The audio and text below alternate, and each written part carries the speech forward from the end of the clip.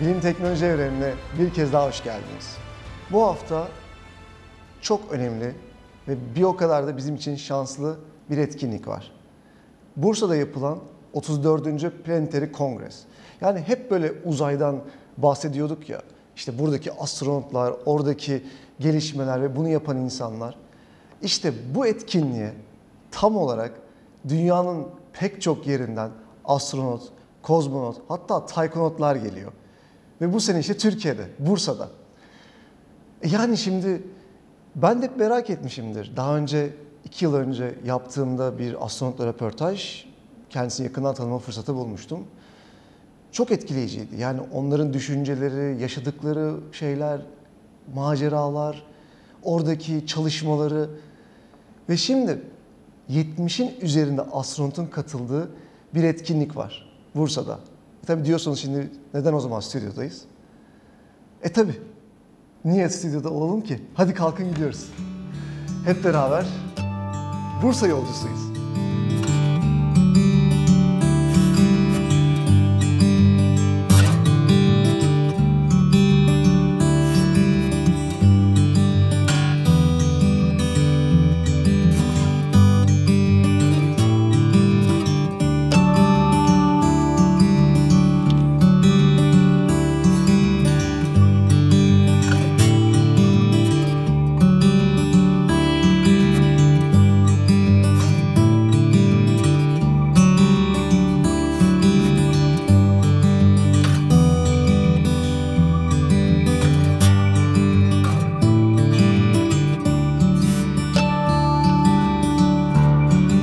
Dünyanın pek çok yerinde düzenlenen Planetary Congress yani Dünyasal Kongre 34.'süyle Bursa'da ve biz de buraya geldik. Katılımcılar 70'in üzerinde astronot var, Türkiye Uzay Ajansı'nın başkanı var, pek çok bilimle alakalı insanı buluşturan bir kongre yapılmış ve biz de bunu kaçırmayalım istedik ve geldik. Bakalım hangi astronotlar var, bir bunları öğrenelim.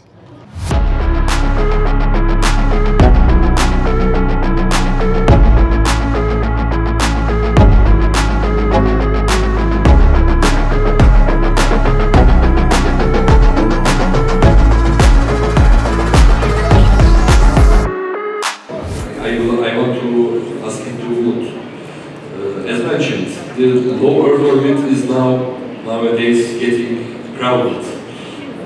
Maybe too crowded. I don't know, but it is an important issue for all of us.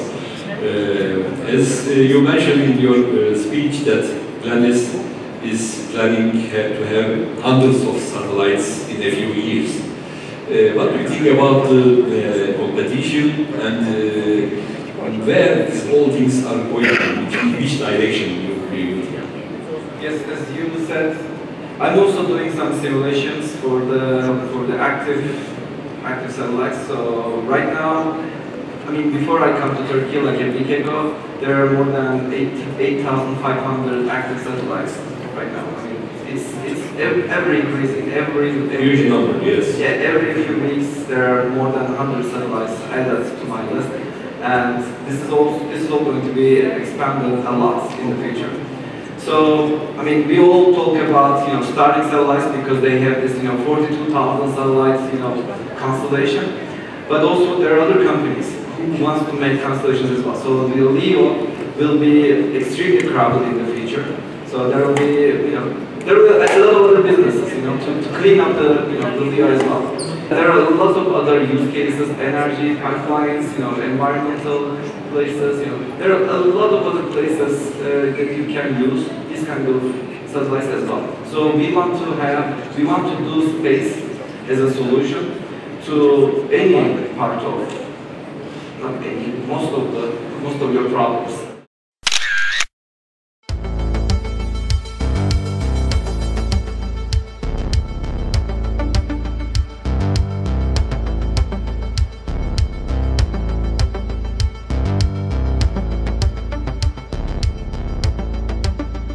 Evet, şimdi biz 34.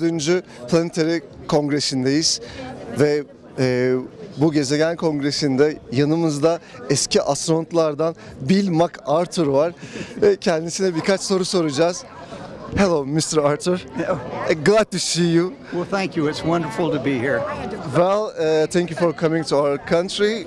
And I have a couple of questions to actual astronaut, which is an honor to us to speak with an actual astronaut, because as a young age we were dreaming to be an astronaut. Now I'm talking to an astronaut, so which is a really good honor.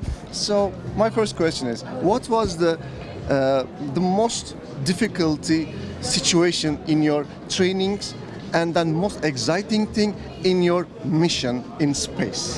So, interestingly, perhaps the most difficult thing in the training was that because on my last mission I flew on a Russian Soyuz rocket to the International Space Station and was there for 6 months. My only crewmate was a cosmonaut, Colonel Valery Ivanovich Tokarev, and so I needed to learn to speak Russian. And I thought it was much more difficult to learn to speak Russian than it was to learn how to fly a spaceship. Wow, so language was the most difficult thing. It was, but it was very rewarding to learn the language and to learn about other cultures. And so on my missions I also flew with a Japanese astronaut, and so that was just a wonderful experience to visit Japan and learn more about that country and its culture. And I also flew with a Canadian astronaut. So of course that cultural difference wasn't so great, but still it was a wonderful experience. Now, a very difficult question to answer is what was the most exciting about being in space. And so first, launching the first time, the liftoff was, it made me very happy because I knew I finally was going into space. But also it's just incredible when you get into space the first time and suddenly you float everywhere. It just is, it's so exciting. And then you look out the window and see the Earth for the first time, and it makes you realize how unimportant we are as individuals and how important our home planet is. How do you feel at that moment? What did you thought exactly? You feel very small. You realize that our planet is just huge, and that there are billions of people there, and you are one of only a few people at that moment who are not on your planet. And as a last question, what do you think about the progress of humankind in the space science and astronomy? And so that's a very, very broad question. And so I think the advancements are in just a very broad range of fields. Of course, there are advances in technology which help benefit everyone on Earth. But there are also advances in how we relate with each other. With this organization, the Association of Space Explorers, it was started, over 30 years ago by a group of cosmonauts and astronauts who recognized that if we're going to be successful in exploring space, we need to try to overcome many of the political differences. We need to overcome many of the conflicts that we have here on Earth. And I think this organization and the Planetary Congress, this is the 34th Planetary Congress, and so we need to, in that same motivation is here. We come together because we have a vision for an Earth in which there is less conflict and that we work together to resolve our problems. Some people says back in the Cold War times they were focusing on space progress more and more, but nowadays it's just lacking. Do you agree with this idea? I do not. You do not? I do not at all, because I mean during the Cold War there was a bit of competition between countries, and that's existed throughout history. But if we look at the development of, say for example, airplane technology, what we saw is that great advances in airplanes were made by countries, unfortunately during wartime. But then private companies realized they could use airplanes for business. Gosh, now you can fly anywhere in the world for a pretty reasonable cost. And so what we're really seeing now is competition between not necessarily countries, but private companies like SpaceX and Virgin Galactic and Blue Origins and Sierra Space and I better stop naming them because I'll forget some. And so what we see is the technology is beginning to advance more and more, and we're starting to see that people can fly in space and they don't have to be representing the United States or Russia or Europe or other countries. Thank you so much. You're welcome. For the information and just enlightening us. Mr. Arthur, appreciate that. You're welcome. It's a pleasure. It's an honor for us.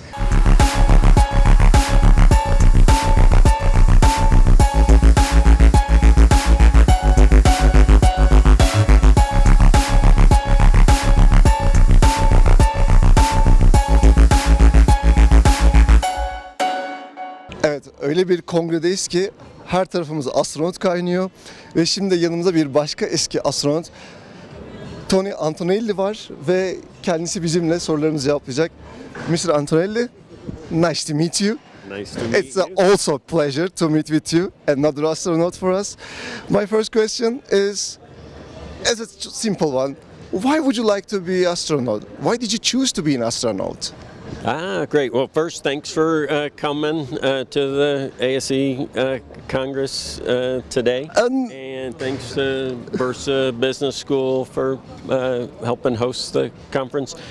For me, I joke that when I was young, all the cool kids were flying in space. So I like to explore.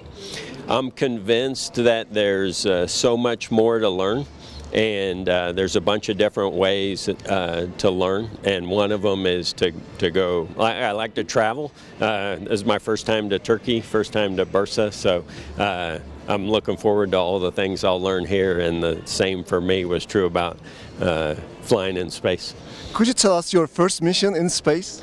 I got to fly two space shuttle missions. They were both near the end of the space shuttle program. So my first one we call STS-119. We were doing International Space Station construction. And what was the most exciting thing that you see in space? Yeah, Billy Mack said this was a hard question for him. It's an easy question for me. By far, the most exciting and most beautiful thing that you see from space is Earth. Earth. Day or night, good weather or bad, Earth is just so beautiful and so amazing.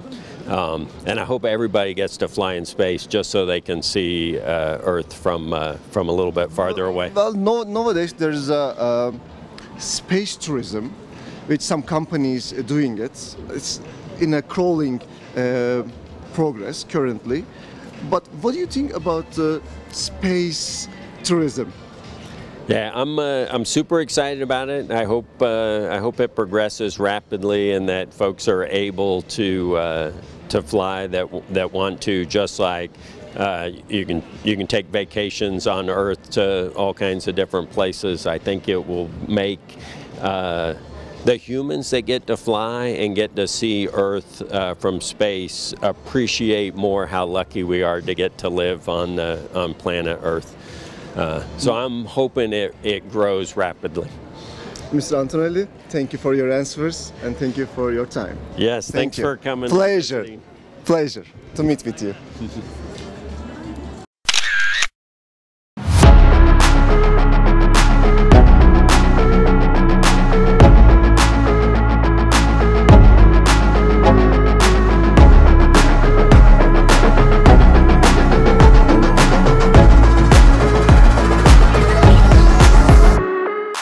Astronotlardan sonra şimdi yanımızda Rus kozmonot Oleg Artemyev var. Hello, Mr. Oleg. Hello.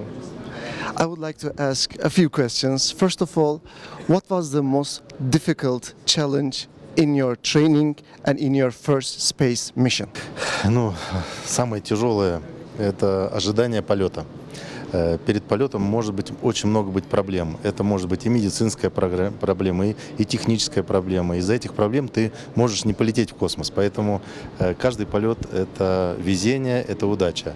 А в космосе самая тяжелая работа – это выход в открытый космос. Это самое интересное, самое опасное и в то же время та работа, которую любят все астронавты и космонавты. As a last question, when you on your space mission, what was the most exciting thing that you impressed by space? Больше всего меня впечатлило и взволновало это, конечно, вид Земли, потому что ни одна фотография, ни одно видео, она не передает той красоты, которую человек видит сам. Поэтому я желаю, чтобы у каждого человека была возможность увидеть Землю со стороны. И, конечно же, я желаю удачи первому турецкому космонавту, который увидит Землю со стороны, в особенности Турцию со стороны космоса. Thank you so much, Mr. Artemyev. Спасибо. You're welcome.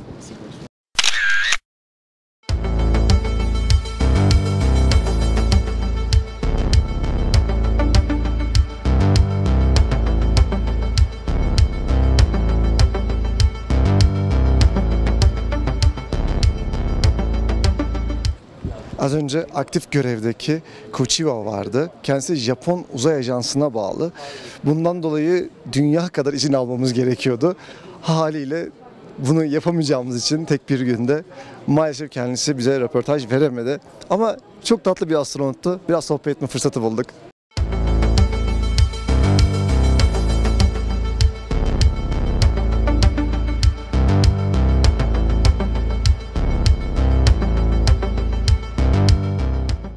Şimdi yanımızda Michael Baker var. Kendisi eski astronotlardan ve zamanın ünlü astronotlarından bir tanesi. Mr. Baker, sir, glad to meet with you. Meet you too. It's glad to see you here in this event, sir. What are your thoughts about this event, first of all? Oh, well, these are always great events, and it's an opportunity for all of us to come to different places. This is my first time in Turkey. Only been here a couple of days so far, but I'm really enjoying it. This location is fabulous with these beautiful trees and mountains. It reminds me actually of my home in California in the Sierra Nevada mountains. It's really good. But it's important for us to get together around the world and bring attention to flying in space, I think, and sharing our experience is really important. So we're looking forward to that on Wednesday, I think, when we call it Community Day, when we'll be out in Bursa, I think, talking. And kids. how was this, sir? How do you feel? Like you have more than 70 colleagues here as astronauts, cosmonauts, taikonauts. How is feeling for you, sir? How do you feel? Well, it's great to see everybody again. It's almost like a reunion for us. And so everybody comes from all around the world, and I've been working a lot with all of our international partners, but mainly with our Russian partners for the last, since '95. Wow. So it's always good to see them. And I got to fly when I was flying on the space shuttle. We flew. My last flight was part of the shuttle Mir program, and so we flew to the Russian space station Mir. And my friends that were on board the Mir space station at that time are here too. And what was the most exciting moment in your quest mission time in space? I think that mission was the best mission. Being able to go into space and actually dock with the Russian space station was just an unbelievable experience. Did you face with some kind of dangerous obstacles during the I was very, very fortunate on all of my flights. Went very smoothly with no problems. That's really great, Yes. sir, because safety comes first, Yes, right? absolutely. What was the most challenging and difficult things to live in a space station, sir? Oh, well, my longest flight was 11 days Okay. on the space shuttle mission. So I didn't do a long duration mission, but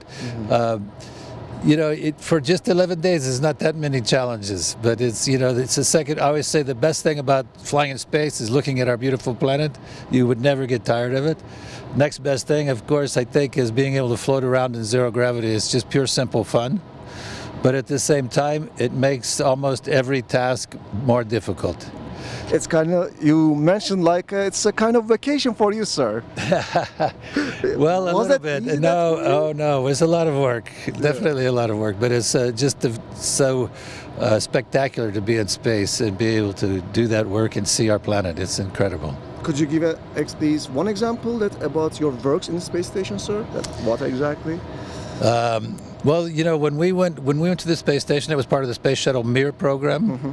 So we flew 10 space shuttles to the Russian space station Mir, and on my particular mission, our job was really to just exchange crew members, Mm-hmm. and we also took up like 5,000 pounds of cargo, which included things like clothing and food, spare parts for this station, experiments for this Essential station. things. Yeah, so that was our main goal and mission on that flight. Okay. As my last question, you're a former astronaut, you saw lots of years and you bear witness the progress of the humankind in the astronomy and astrophysics and the space engineering. What are your thoughts from your time, sir, till this age and after the Cold War? What do you think, sir? Well, you know, I think one of the best things about flying in space is the perspective of our beautiful planet that you get. You see how small it is, how fragile it is, how interconnected everything is, and how it really is just one big planet, that we all need to live on. And so this perspective is very important for more people to get, I think. And so now, as we're developing, we're getting more and more people in all the commercialization of space flight, as well as providing means for more and more people to get into space and see this perspective. I think it's really important. Michael Baker, thank you, sir, so much for your time. Thank you. I'm glad to meet with you, sir. Nice to meet you too. Appreciate that, sir. Michael Baker'la ayaküstü biraz sohbet ettik. Fotoğraf da çekildik. Çok enteresan bir şey vardı. Yani kendisi 1970 yılında uzaya gitmiş, 40 gün kalmış, parça parça 40 gün kalmış ve akıl almaz işler yapmış bir insan orada. Ama işte İstanbul'a çok gelmek istediğini söyledi. Onunla iletişim bilgilerimizi aldık. Geldiğinde beni arayacak. Fakat yani oradaki hani teknolojide hani bizim çok kullandığımız, çok rahat yaptığımız WhatsApp'tan birine ekleme, isim koyma, hatta işte sosyal medya kullanmada bile çok zorlandığını söyledi. Orada konuda ben yardımcı oldum. İnanılmaz bir şey yani. Gerçekten bir astronot, tabii ki yaşı ilerlemiş bir astronot neler yapmış durumda ama zamanın teknolojisi oradaki insanlar için de zor geliyor. Çok ilginç ama bir o kadar da güzel. Kaderin ve zamanın cilvesi gibi. Ama yine de çok tatlı Michael abimiz.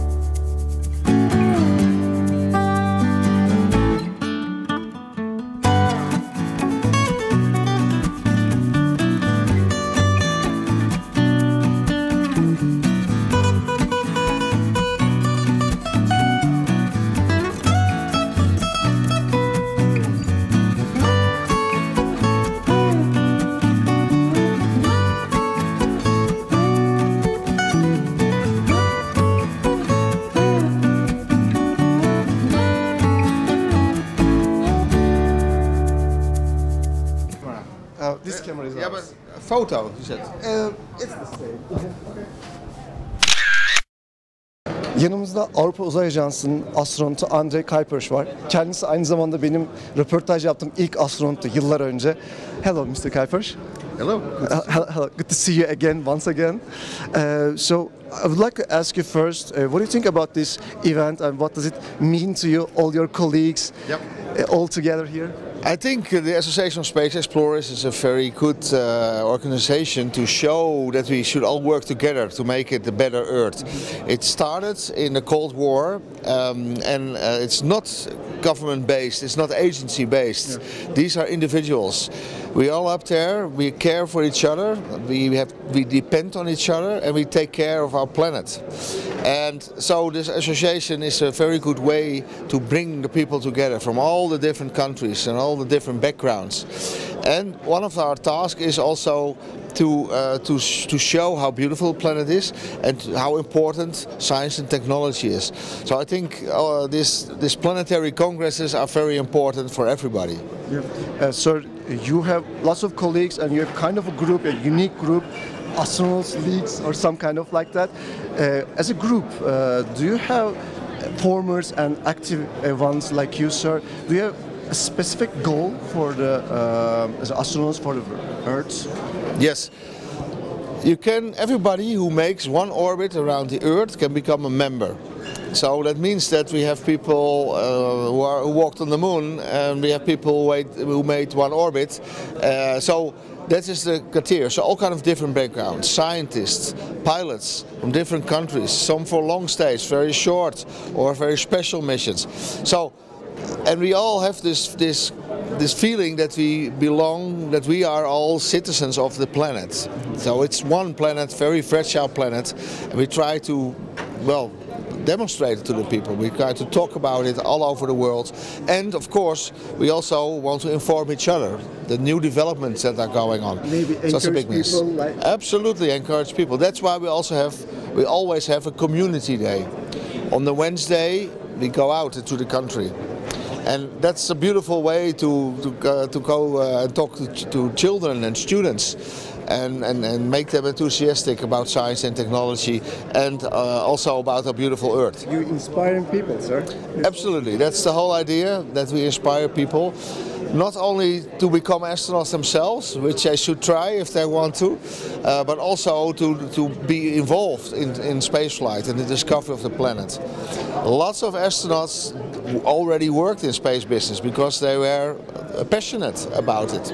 So this is what we try to achieve. 2 years ago in our interview you said Jules Verne was the writer, author that inspired you, and you become inspiring other people too. Absolutely, yes. So people need dreams. You need dreams, and then you have to think about if it's possible, work on it, follow your passion. So I hope that all the children who have a passion, that they follow it, go for it, really do it. You know, you need to dare also. You need to make decisions into the direction of your passion. And as last question, sir, after the Cold War, they said, after the moon, landing on the moon, they said the space programs are lacking. I'm going backwards. They are not going to moon, the Mars projects are suspended, etc. But now it's like we are in a new era. That's true, yes. And you are an active astronaut, so what's your expectations in the upcoming future, sir? Yes. With the Perseverance, the Mars Yes. and Artemis project? This is my last question. It looks that there are a lot of dips and that things go down, but if you look from 200, 300 years from now, you will see a line. You will see Sputnik, you will see Gagarin, you will see Armstrong, and then we go to the moon and to Mars again. It will happen. It's slow, because we're in the middle of it. It looks like it's not happening, but slowly we are doing it. So humans will spread out, will go back to the moon, will go to Mars, and even beyond. I mean, we need new technologies, etc., but there is no border. We will continue to develop, and we have to be wise to do it all together and make sure that we use our knowledge for the benefit of the planet, and space is part of it. We will get resources from space, energy or special minerals, etc. The future is bright. Thank you so much for your answer, sir. It's once again to see you. It's an honor for me, sir. Really. It was a pleasure. Yeah, photo please. Please.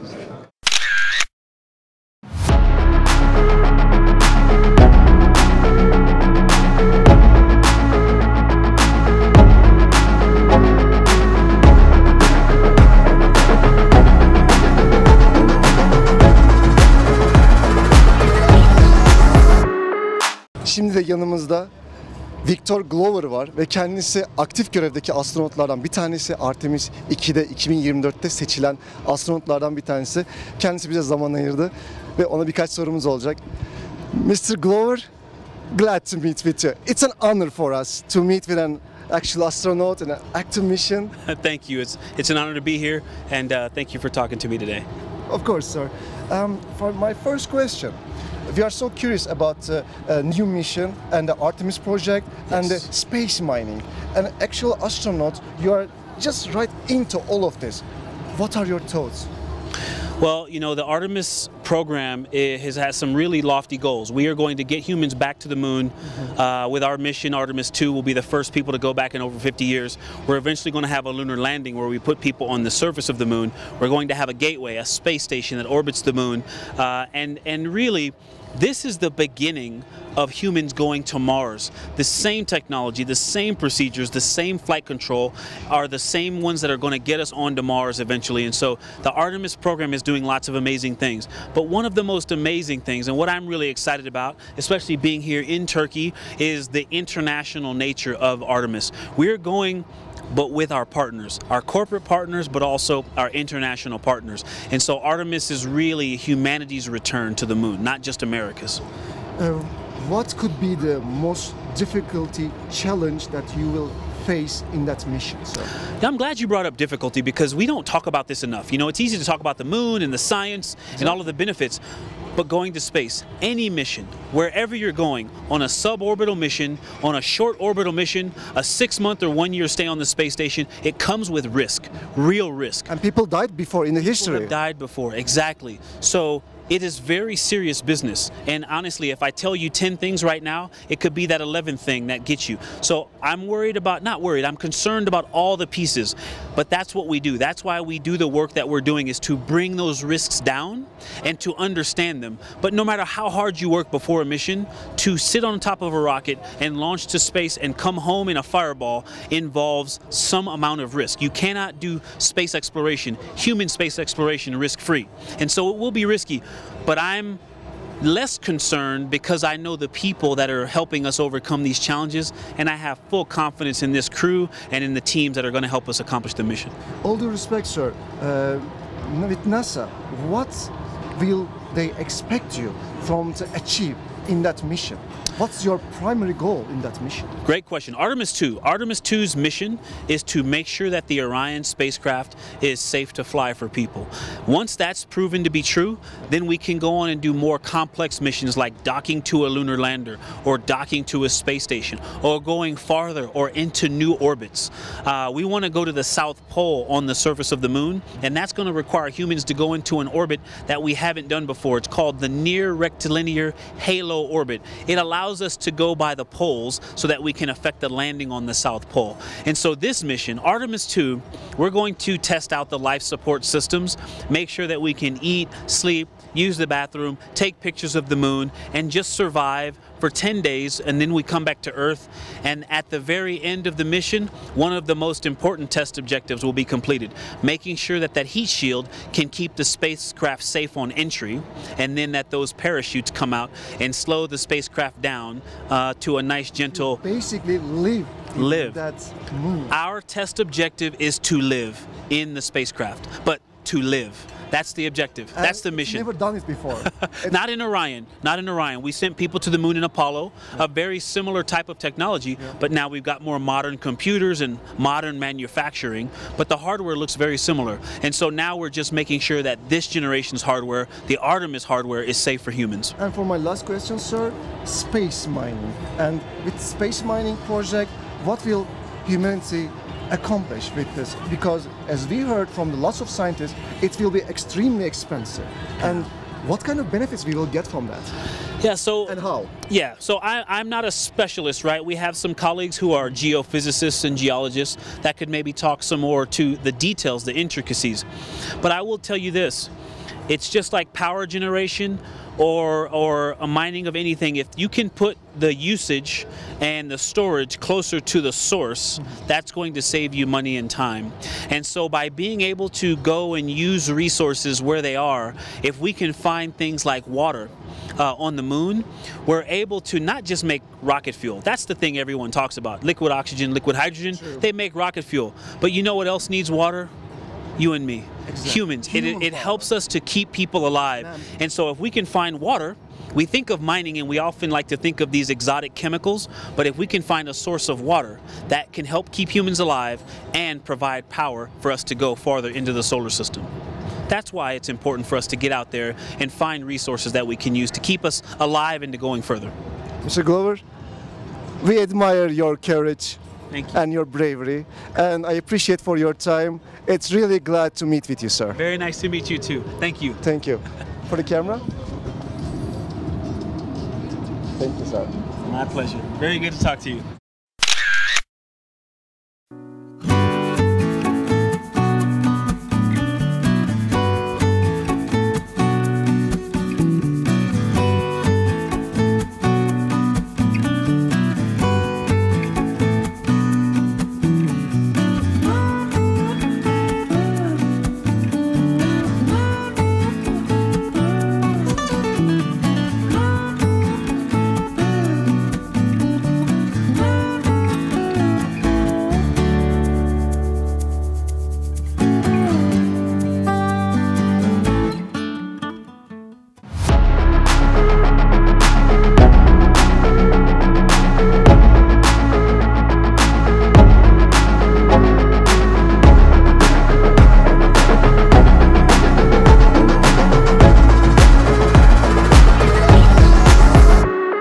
Evet, bunca astronot ve kozmonottan sonra şimdi de bizim Türk astronotlarımızla, dostlarımızla beraberiz. Burada Alper Gezer Avcı ve Tuğa Cihangir Atasever var yanımızda. Kendilerinin ilk kez bizim için ufak birkaç soru cevaplamasını istiyoruz. Merhaba, öncelikle tanıştığıma çok memnun oldum. Merhaba. Soracağım soru şu benim. Eğitimde ne gibi eğitimlerden geçtiniz? Nasıl zorluklarla karşılaştınız? Ve sizin ilk görevinizde karşılaşmayı beklediğiniz engeller neler? Sizinle başlayalım. Şöyle, programın icrası esnasında paydaş olan NASA ile birlikte bu görevin icrasını üstlenen SpaceX'in ISS'in modüllerinin paydaşı olan Japonya ve Avrupa Uzay Ajansı'na ait olan modüllerin gereklilikleri dahilindeki bütün rutin operasyonel ve acil durum operasyonlarına yönelik eğitimlerini bugüne kadar tamamladık. Nisan ayı ortasında Tuğa ile birlikte başladığımız bu eğitimleri halihazırda sıkı bir şekilde devam ediyoruz. Ve fırlatmanın gerçekleşeceği tarihe kadar da bu eğitimler aralık vermeksizin devam ediyor olacak. Zorluk adına benim bu işe çıkarken de bundan önceki süreçlerde de kendime edindiğim mottolardan bir tanesi, bir işi sadece bir kişi yapabilmişse ben de yaparım şeklindeydi. Dolayısıyla karşılaşabileceğimiz zaten zorlukların birçoğu belki bugüne kadar tecrübe edilmiş zorluklar. Dolayısıyla bizim görevimizin icrasına yönelik spesifik karşılaşmayı beklediğimiz ya da karşılaşmaktan tedirgin olduğumuz herhangi bir zorluk yok. Peki siz? Alper abinin bahsettiği üzere zorluktan ziyade benim için en azından bir sivil olarak, bu işe yeni girmiş birisi olarak yeniliklerle dolu, heyecanla dolu bir yolculuk. Pek çok yeni teknolojiyi, şu anda Crew Dragon gibi belki de insanlığın geliştirmiş olduğu en üst seviye uzay aracının teknik bir takım özellikleriyle alakalı bilgiler öğrenme şansımız oluyor. Şu an böyle Luna Park'taki bir çocuk gibi hissediyorum kendimi oradaki eğitimler esnasında. Çok heyecan verici şeyler de yaşıyoruz. Buraya gelmeden hemen önce doğada hayatta kalma ve liderlik eğitimimiz vardı. Amerika Birleşik Devletleri'nde bir eyalet parkının içerisinde tamamen dünyadan kopuk bir vaziyette eğitimimizi gerçekleştirdik. İlgili mürettebat üyelerimizle beraber. Dolayısıyla kendi içerisinde bazı yenilikleri barındıran ama görevi düşündüğümüz zaman, üzerimize yüklenen sorumluluğu düşündüğümüz zaman da üstesinden kolaylıkla gelebildiğimiz bir eğitim süreci geçiriyoruz. İzleyicilerimizin en çok merak ettiği şey de tam olarak ne zaman gidecekler, biz bunu görebilecek miyiz? Görebileceğiz tabii ki. Çok yakın bir vakitte önümüzdeki aylarda Uluslararası Uzay İstasyonu'na ilk görevimizi gerçekleştireceğiz. Onun akabinde de yörünge altı uçuşumuzu gerçekleştireceğiz. 2 misyonda, 2 görevde bilimsel amaçla gerçekleştiriliyor olacak. Bütün Türkiye'nin umuyoruz ki, arzu ediyoruz ki nefeslerini tutup izlediği, heyecan duyduğu, gelecekte benzer misyonların düzenlenmesi adına şevk duyduğu bir an olacak bizim için. Neil Armstrong Amerikan halkına yaşattı. Siz de bunu Türk halkına yaşatacaksınız diye umut ediyoruz. Bütün kalpler sizinle olacak. Çok teşekkür ederim zaman ayırdığınız için. Çok sağ olun. Sağ olun, teşekkür ederiz.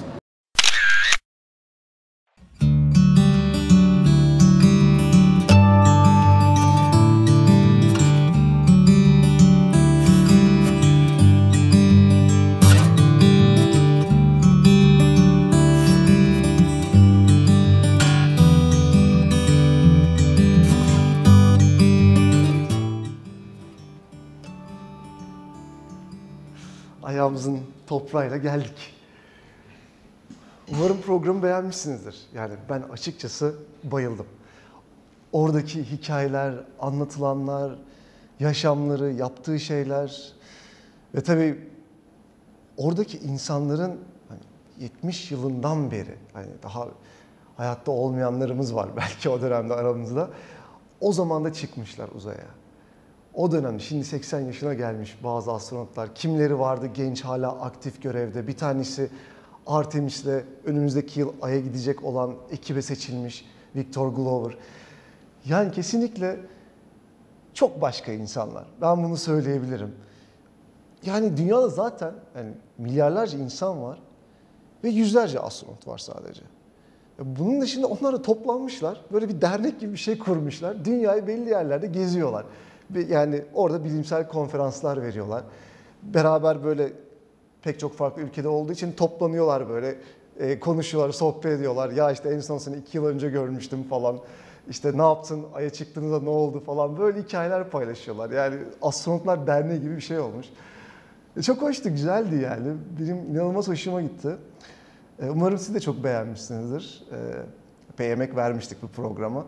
Ama en çarpıcı olanı benim adıma bu insanlar inanılmaz nitelikli insanlar. Yani doktor aynı zamanda işte mühendislik becerisi var, teknik becerileri var. İşte astronot olmak için eğitim almış, uzay mekiği kullanmış, uzayda yaşamış, neler yapmışlar.